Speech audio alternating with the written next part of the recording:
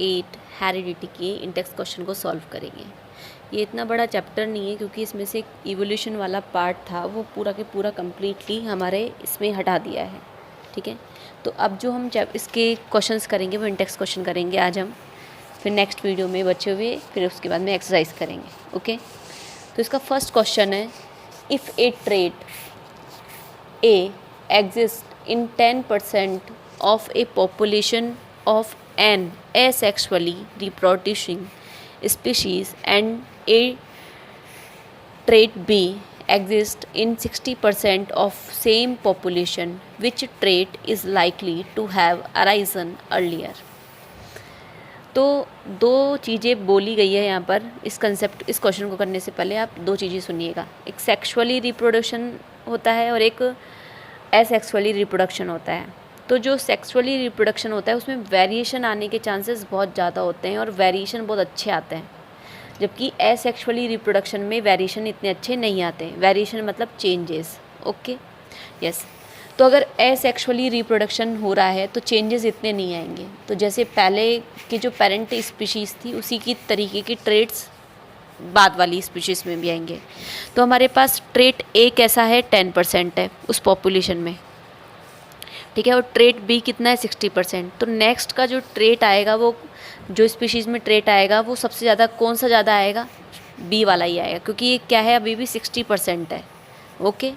तो ट्रेट जो ज़्यादा होगा वो ही ज़्यादा आएगा, ओके, क्योंकि यहाँ पर ए सेक्शुअल रिप्रोडक्शन हो रहा है इसलिए।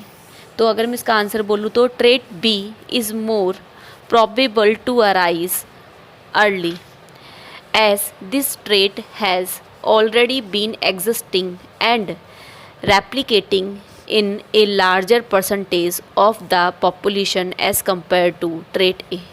तो हमारे पास ट्रेट बी के आने के चांसेस ज़्यादा रहेंगे क्योंकि जो ट्रेट बी है वो ऑलरेडी क्या है, ज़्यादा है, ठीक है। हमारे इस पॉपुलेशन में सबसे ज़्यादा क्या है, ट्रेट बी है compare to trait A, okay.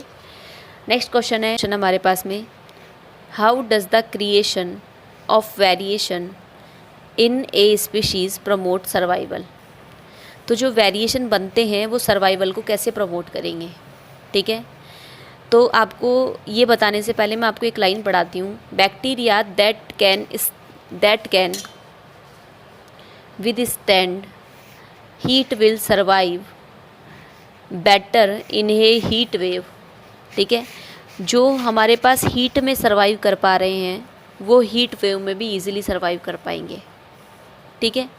तो अगर मैं बोलूँ कि वेरिएशन आपके हो सकता है वो पॉजिटिव वे में भी हो सकता है और नेगेटिव वे में भी हो सकता है, ठीक है।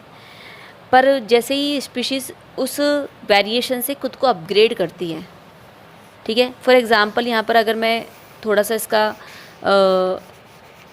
आंसर बोलूँ तो genetic variation enable the species to better adapt to changes in its environment. तो जेनेटिक जो वेरिएशंस आते हैं उन स्पीशीज़ में जो चेंजेस होते हैं एनवायरनमेंट में वो अडेप्ट करने का जो पावर होता है वो ज़्यादा आ जाता है। Moreover it is an important force, ये एक तरीके का फोर्स होता है in evolution as it allows the frequency of alleles to increase और डिक्रीज थ्रू नेचुरल सिलेक्शन।